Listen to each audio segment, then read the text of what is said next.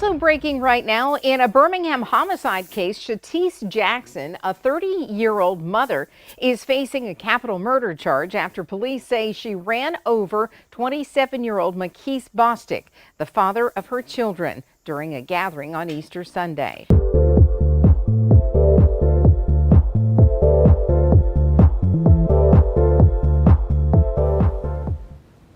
Officers say a woman intentionally drove into Mickese James Bostic. The information just disturbing as investigators say he was wedged between a vehicle and a home on Lisa Lane. Detectives believe some of his children were there. She would do him so cruelly. It's so wrong.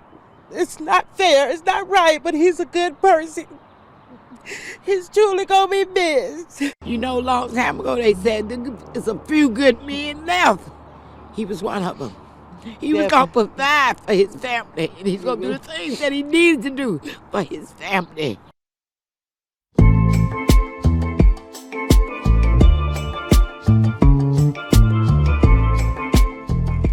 Easter Sunday ended so horrific in the South Roebuck neighborhood of Birmingham, Alabama. A day meant for celebration, family gatherings, and children hunting for colorful eggs. For 27-year-old Mickese James Bostic, it was all that and more. A special day to celebrate his youngest daughter's 7th birthday. He had gone all out. A moonwalk bouncing with excited children, a water slide glistening in the spring sun, and enough barbecue to feed the nearly 50 guests who had gathered at his home. Just weeks earlier, Mickese had posted a video of his girlfriend Shatice Jackson on Facebook, proudly tagging it "my soon-to-be wife." The couple shared 3 children together, and Mickese had embraced her 2 children from a previous relationship as his own. From the outside, it looked like love, family, and future plans. But by 10:21 p.m. that night, Mickese Bostic was pronounced dead, crushed between an SUV and the wall of his own home. Can you imagine?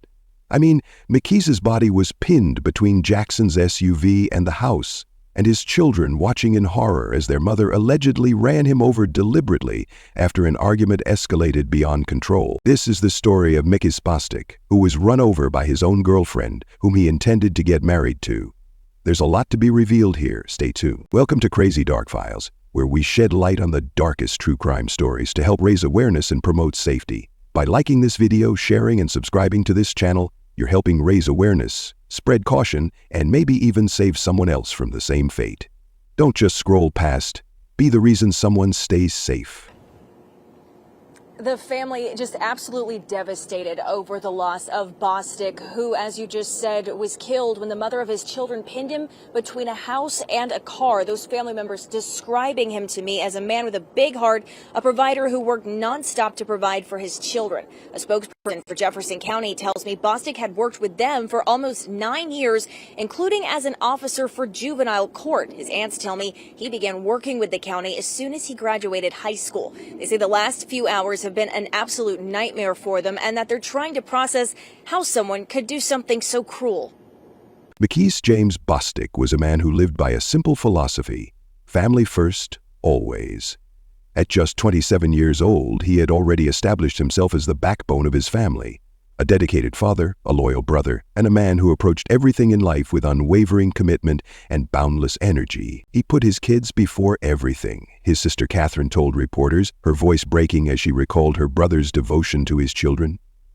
Mickese was father to 3 biological children, including a daughter who had just turned 7 that Easter Sunday. But his love extended beyond blood relations. He also raised his girlfriend Shatice Jackson's 2 children from a previous relationship as if they were his own, creating a blended family of 5 children who adored him. A graduate of Woodlawn High School, Mickese had built an impressive career with Jefferson County, where he had worked for nearly a decade. His position as an officer in the juvenile court system was more than just a job. It was a calling that he approached with the same intensity he brought to everything in his life. He loved his job, Catherine explained. He'd stay at work 48 hours, 72 hours, no sleep. That's all he did was work. This dedication didn't go unnoticed by his employers. Following his death, a spokesperson for Jefferson County released a statement acknowledging his nearly 9 years of service. This is obviously an extremely difficult time for his family, friends, and colleagues. We are praying for all involved. But Mickese wasn't just defined by his work ethic. Those who knew him best described a man who embraced life with enthusiasm and generosity. His sister Bernita remembered him as a very honest person who was loving and never met a stranger. Catherine added that he just loved being around people. At family gatherings and celebrations, Mickese was invariably the life of the party. When Mickese decided to do something, he didn't hold back. His Easter celebration, combined with his daughter's birthday party, was a testament to his go big or go home approach to life. The elaborate setup with a moonwalk, water slide, Easter egg hunt, and enough slabs of ribs to feed dozens of guests showed how he poured his heart into creating joyful memories for his loved ones. His aunt, Brenda Fraser, put it simply, "You know, a long time ago they said it's a few good men left. He was one of them. He was going to provide for his family, and he was going to do the things he needed to do for his family." This commitment to providing for his family drove Mickese to work tirelessly, often taking extra shifts and pushing himself to ensure his children had everything they needed. He started working with Jefferson County immediately after graduating high school, building a stable career that allowed him to support his growing family. Despite the demands of his job, Mickese always made time for his children, whether it was planning elaborate birthday celebrations or simply being present in their daily lives. He ensured they knew they were his priority. His love for his children was matched only by his devotion to Shatice, the mother of 2 of his children and the woman he had wanted to marry. He loved that girl to death, Catherine told reporters, trying to make sense of the tragedy. That's why he never left her. No one could have predicted that the woman he loved so deeply would allegedly be responsible for his death, or that the children he cherished above all else would witness his final moments. Behind the Facebook posts and family gatherings, the relationship between Mickese Bostic and Shatice Jackson contained complexities that would ultimately lead to tragedy. While Mickese had recently tagged Jackson as his soon-to-be wife on social media, suggesting plans for marriage, their history together revealed a partnership marked by both deep affection and troubling tensions. The couple had built a blended family together over the years. Of the 5 children in their household, 3 were Mickese's biological children, including the daughter whose 7th birthday coincided with that fateful Easter Sunday. The remaining 2 children came from Jackson's previous relationship, but according to family members, Mickese had fully embraced them as his own, creating a unified family unit where all 5 children were treated equally. At 30 years old, Jackson was 3 years Mickese's senior. The age difference seemed insignificant in a relationship that had produced multiple children and lasted long enough to create deep familial bonds. From the outside, they appeared to be a committed couple working together to raise their blended family. However, beneath this surface image lay indications of conflict.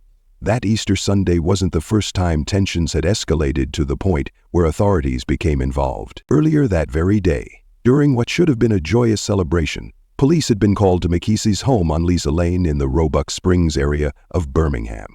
Officers responded to a domestic dispute between Mickese and Jackson, but after assessing the situation, they determined that no criminal activity had occurred. With no arrestable offenses identified, the officers allowed both parties to go their separate ways, according to Birmingham police officer Truman Fitzgerald.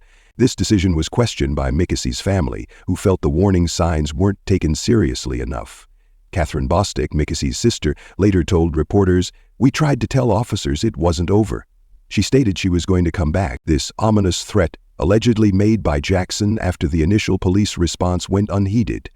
A missed opportunity that Catherine believes could have prevented the tragedy that followed. 10 minutes later, we were calling police, Catherine recounted. My brother was under the truck. The family's perspective on the relationship reveals a complex dynamic.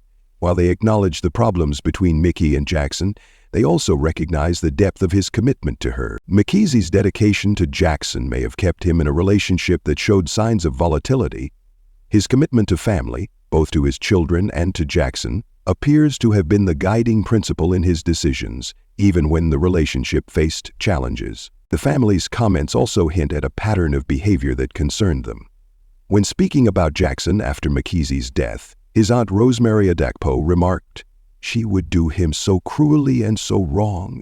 It's not fair, it's not right, but he's a good person." This statement suggests that family members had witnessed or been aware of previous incidents where they felt Jackson had mistreated Mickese. Despite these concerns, Mickese maintained his commitment to creating a stable home for all 5 children. His dedication to this blended family was evident in how he worked tirelessly to provide for them financially, and how he invested time and energy into creating special moments, like the elaborate Easter celebration. The dynamics between Mickese and Jackson represent a reality that many blended families face, navigating the complexities of raising children together while managing relationship challenges. What makes their story particularly tragic is how quickly these dynamics escalated from manageable tension to deadly violence. As the events of Easter Sunday unfolded, the relationship that Mickese had invested so much in would become the context for his death, a death witnessed by the very children he had dedicated his life to protecting and nurturing. The blended family he had worked so hard to build would be shattered in moments, leaving 5 children to process trauma that would forever alter their lives. April 20, 2025. Easter Sunday in Birmingham, Alabama. The weather was perfect for an outdoor celebration, and Mickese Bostic had transformed his home on Lisa Lane in the Roebuck Springs area into a child's paradise. This wasn't just any Easter Sunday. It was also his youngest daughter's 7th birthday, and Mickese was determined to make it special. Planning for the dual celebration had begun weeks in advance. Mickese, known for his generous spirit and tendency to do things big, had spared no expense or effort. The backyard featured a colorful moonwalk where children could bounce and play, their laughter filling the air throughout the afternoon. Nearby, a water slide glistened in the spring sunshine, providing relief from the Alabama heat as children took turns racing down its slippery surface. An elaborate Easter egg hunt had been organized across the property, with colorful plastic eggs hidden in bushes, under chairs, and tucked away in flower beds. Inside each egg, children found candies and small toys, treasures that sent them squealing with delight back to their parents to show off their discoveries. The food preparation was equally impressive. Mickese had prepared enough slabs of ribs to feed the approximately 50 guests who would cycle through the celebration throughout the day. The smoky aroma of barbecue filled the air, mixing with the sounds of music and conversation as family members and friends gathered to celebrate both Easter and the birthday girl. It was a magnificent day, Catherine Bostic would later recall, her voice tinged with the bittersweet knowledge of what would follow. I wish I could do it again. The guest list included extended family, friends, neighbors, and colleagues, a testament to how many lives Mickese had touched through his work and community involvement. Children ran through the yard playing games while adults gathered in groups, catching up and enjoying the festive atmosphere Mickese had created. As the birthday girl's mother, Shatice Jackson was present throughout the celebration. To casual observers, she was simply another parent enjoying the festivities, giving no indication of the violence that would later erupt. Photos taken earlier in the day would show smiling faces and children enjoying the attractions Mickese had arranged. Images that would stand in stark contrast to the chaos that would unfold as the day progressed. The celebration continued into the evening, with some guests departing while others remained. As the sun began to set, the mood of the gathering remained upbeat. Children continued to play, though with diminishing energy after a full day of excitement. Adults helped themselves to second and third helpings of Mickese's barbecue, complementing his skills as both a cook and a host. No one present could have predicted that within hours the joyful atmosphere would be shattered by screams. The property that had been decorated for celebration would become a crime scene, and the father who had worked so hard to create a perfect day for his daughter would lose his life in front of the very children he adored. What makes this case particularly haunting is the juxtaposition of such careful, loving preparation for a day of family joy against the sudden eruption of deadly violence. Mickese had invested time, money, and energy into creating memories for his children, memories that would now be forever tainted by witnessing his death. The 5 children who had spent the day jumping in the moonwalk, sliding down the water slide, and hunting for Easter eggs would end their day watching their father pinned between a vehicle and a house, their mother allegedly behind the wheel. The psychological impact of such a dramatic shift from celebration to trauma in mere hours is difficult to comprehend, especially for young minds. As the day progressed toward evening, there were no obvious signs of the tragedy to come. The initial police call for a domestic dispute had been resolved without arrests, and the celebration had continued. Guests who left earlier in the evening did so believing they had simply participated in another successful family gathering at the Bostic home. For those who remained, including Mickese's sisters and the 5 children, the memories of that magnificent day would forever be overshadowed by what happened after the sun went down. The Easter decorations, the birthday cake, the moonwalk and water slide would become painful reminders of how quickly joy can turn to horror. As the Easter celebration wound down and guests began to depart, the festive atmosphere at Mickese Bostic's home gradually gave way to tension. What had been a day of celebration, complete with a moonwalk, water slide, and Easter egg hunt, would soon devolve into a domestic dispute that required police intervention. The initial call to Birmingham police came from the Lisa Lane residence in the early evening. Officers responded to reports of a domestic disturbance between Mickese and Shatice Jackson. When they arrived, they found a situation that, while tense, didn't appear to warrant criminal charges. After assessing the situation, police made the decision to allow both parties to go their separate ways. This standard protocol in domestic disputes without evidence of violence or immediate danger seemed appropriate at the time. However, Mickese's family members present at the scene felt differently. They sensed the situation wasn't resolved and tried to communicate their concerns to the responding officers. "We tried to tell officers it wasn't over," Catherine Bostic later recounted. She stated she was going to come back. This warning from Jackson, overheard by family members, carried an ominous tone that worried those who knew the couple's history. Despite these concerns, officers departed, considering the matter settled for the time being. Jackson did leave the property as instructed, but her absence was brief. True to her word, she returned to the Lisa Lane home approximately 10 minutes after police had departed. The speed of her return suggested a premeditated decision rather than a cooling-off period followed by reconciliation. When Jackson re-entered the home, the children were still present, along with several of Mickese's family members who had stayed to help clean up after the day's festivities. What began as a verbal confrontation quickly escalated as voices were raised and the argument intensified. Witnesses described a rapidly deteriorating situation.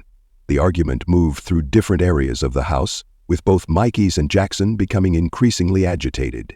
The specific details of their dispute remain unclear in public reports, but family members indicated it was a continuation of tensions that had been building throughout the day. As the verbal confrontation intensified, Jackson allegedly retrieved a firearm. The presence of the weapon dramatically altered the dynamics of the argument, transforming a heated exchange into a potentially deadly situation. The children, who had spent the day celebrating Easter and a birthday, were now witnessing a frightening confrontation between the adults in their lives. Without warning, shots rang out inside the residence. According to witness statements, Jackson fired the weapon inside the home. Whether these shots were aimed directly at Mickese or fired as a threatening gesture remains unclear in public reports. But the discharge of a firearm inside a home with children present marked a dangerous escalation of the conflict. The gunshots created immediate panic. Family members scrambled to protect the children, trying to shield them from both the physical danger of bullets and the psychological trauma of witnessing such violence. Mickese, concerned for the safety of his children and family members, began moving toward the exit of the home. He was trying to get away from her, a family member later told investigators. His priority in that moment appeared to be creating distance between Jackson and the others in the house, potentially drawing her away from the children. The decision to flee outside would prove fatal. As Mickese exited the home, Jackson allegedly followed, still armed and in a state of rage. The conflict that had begun as a domestic dispute escalated to verbal threats and then to gunfire inside the home was about to reach its tragic conclusion in the driveway of the property that had hours earlier been the site of a joyful family celebration. What makes this escalation particularly troubling is how quickly it unfolded after police had determined there was no immediate danger. The 10-minute window between the officer's departure and Jackson's return left little time for tensions to dissipate or for Mickese to make arrangements for his and the children's safety. The presence of the children throughout this escalation adds another layer of tragedy to the events.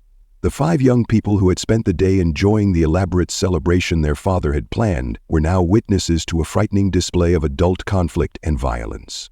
The Easter decorations and birthday presents still visible around the home stood in stark contrast to the chaos unfolding before them. As Mickese moved outside, he likely believed he was making the safest choice available, removing the conflict from the immediate vicinity of the children and other family members. There is no indication he anticipated that Jackson would follow him with a vehicle, transforming what had been a verbal and firearms confrontation into a deadly vehicular assault. The rapid escalation from domestic dispute to gunfire happened so quickly that there was no opportunity for a second police intervention. By the time anyone could call 911 again, the situation had already moved beyond the house and into the driveway, where the final fatal confrontation occurred. As the argument spilled outside the Lisa Lane residence, the situation took a deadly turn. Mickese Bostic had exited the home, likely attempting to de-escalate the conflict that had already progressed from verbal confrontation to gunfire inside the house. What happened next transformed an Easter celebration into a crime scene in mere moments. Shatice Jackson, still in a state very angry following the indoor confrontation, made a decision that would forever alter multiple lives. Instead of continuing the verbal or even armed confrontation, she allegedly moved toward her SUV parked in the driveway. Family members present later described watching in horror as she got behind the wheel of the vehicle. Without hesitation or warning, Jackson allegedly accelerated the SUV directly toward Mickese, who was standing near the house. The engine roared as the vehicle lurched forward with deadly intent. Mickese, caught by surprise at this escalation, had no time to move out of the path of the oncoming vehicle. The impact was devastating. The SUV struck Mickese with enough force to pin him between the vehicle and the exterior wall of the house. The crushing pressure immediately caused catastrophic injuries, as his body was compressed between the unyielding surfaces of brick and metal. Most horrifying of all, this violent act played out in full view of the 5 children, including the birthday girl who had just turned 7 that very day. The young witnesses, who hours earlier had been hunting Easter eggs and playing on the water slide their father had provided, now watched helplessly as he was crushed before their eyes. The image of Mickese trapped and suffering became seared into the memories of everyone present, especially the children who had no framework to process such violence. Family members rushed to Mickese's aid, desperately trying to help him. Some attempted to move the vehicle while others called 911, their voices frantic as they explained the emergency to dispatchers. The children were screaming, creating a cacophony of terror that neighbors would later describe hearing from several houses away. As Mickese remained pinned, family members tried everything they could think of to save him. Some attempted to comfort him, speaking reassurances even as they recognized the severity of his injuries. Others focused on getting the children away from the horrific scene, trying to shield them from witnessing their father's final moments. The pressure from the vehicle caused immediate internal injuries that would prove fatal. Despite the frantic efforts of family members and the quick response of emergency services when they arrived, Mickese's injuries were too severe. The man who had spent the day ensuring his children and guests enjoyed a perfect Easter celebration was dying in his own driveway. Birmingham Fire and Rescue Service personnel arrived quickly and worked to extract Mickese from between the vehicle and the house. Their trained movements stood in stark contrast to the chaotic scene around them, children crying, family members in shock, and the Easter decorations still visible in the yard and house. As paramedics worked to stabilize him for transport, the gravity of his condition became apparent. The crushing injuries had caused massive internal trauma, and despite receiving immediate medical attention, Mickese James Bostic would not survive this attack. The scene at Lisa Lane had transformed from a place of celebration to one of tragedy in less than an hour. The SUV that had brought Jackson to the Easter gathering now became the weapon that ended Mickese's life, forever changing the trajectory of his 5 children's futures and devastating the family that had gathered to celebrate just hours before. The 911 calls from Lisa Lane triggered an immediate and massive police response. Within minutes, more than 25 Birmingham Police Department vehicles converged on the Roebuck Springs neighborhood, their flashing lights illuminating the night and drawing concerned neighbors from their homes. The scale of the response reflected both the severity of the reported incident and the chaotic nature of the multiple distressed calls coming from the scene. Officers arriving at the residence encountered what one would later describe as absolute chaos. Emergency medical personnel were already working frantically to treat Mickese Bostic, who remained critically injured after being pinned between Jackson's SUV and the house. Family members, including Mickese's sisters, were in various states of distress, some trying to help with medical efforts, others attempting to comfort the 5 traumatized children, and still others providing initial statements to responding officers. The Easter and birthday decorations created a surreal backdrop to the tragedy unfolding in the driveway. Deflating balloons, scattered Easter egg shells, and birthday presents still wrapped in colorful paper stood in stark contrast to the medical equipment now strewn across the lawn as first responders fought to save Mickese's life. Despite the best efforts of Birmingham Fire and Rescue Service personnel, Mickese's injuries proved fatal. At 10:21 p.m., just hours after hosting a joyful celebration for his daughter and extended family, Mickese James Bostic was officially pronounced dead. The 27-year-old father of 5 had succumbed to the catastrophic injuries sustained when he was crushed against his own home. As medical personnel confirmed Mickese's death, police officers at the scene turned their attention to Shatice Jackson.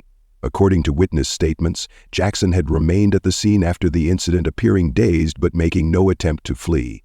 Officers took her into custody without incident, placing her in the back of a patrol car as detectives began processing what was now officially a homicide scene. The investigation moved quickly from that point. Detectives conducted preliminary interviews with adult witnesses at the scene, while specially trained officers attempted to speak with the children in a trauma-informed manner.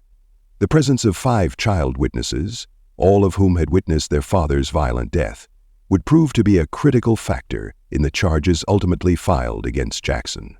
By the following morning, the Birmingham Police Department had formally charged Shatice Jackson with capital murder. In Alabama, capital murder charges can be brought under specific circumstances that elevate a homicide to the most serious category of offense, potentially punishable by death.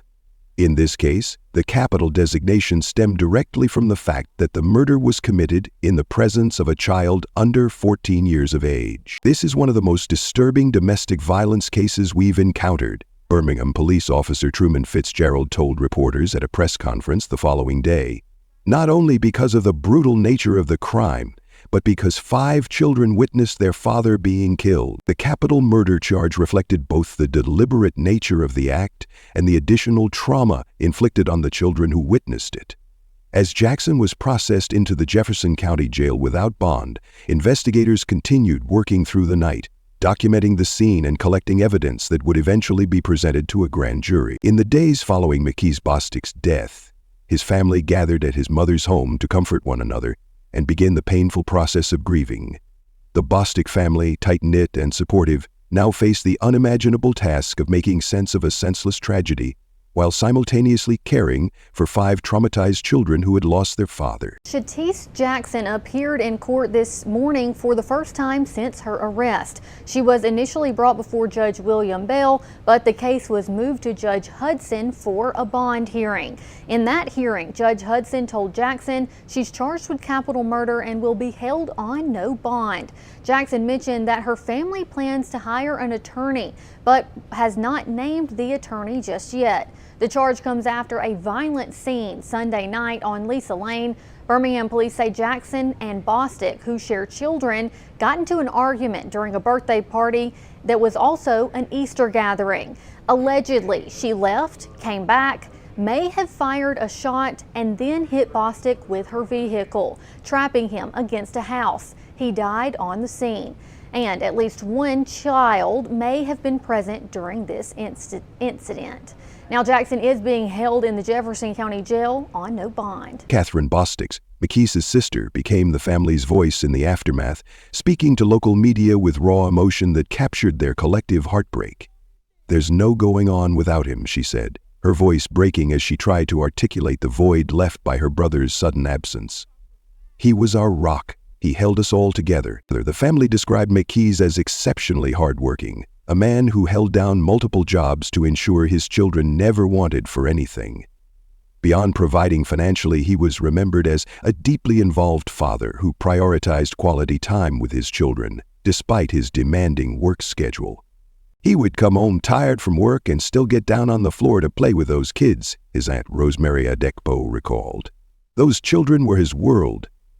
This dedication extended to all 5 children in the household, including the 2 who weren't biologically his. Family members emphasized that Mickese never distinguished between biological and non-biological children, loving and providing for all equally. Despite their overwhelming grief, the Bostic family rallied around the children, creating a support system to help them process their trauma.